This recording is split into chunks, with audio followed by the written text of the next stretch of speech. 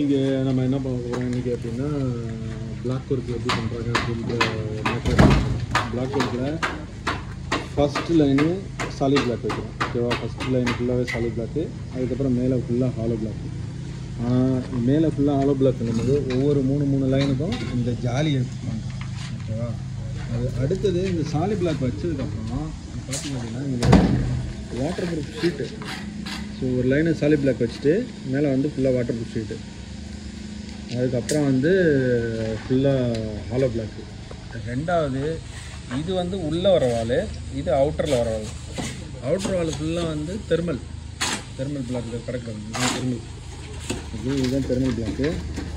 இது வந்து out side வாலில், இதெல்லாம் ஹாலோ பிளாக்கு.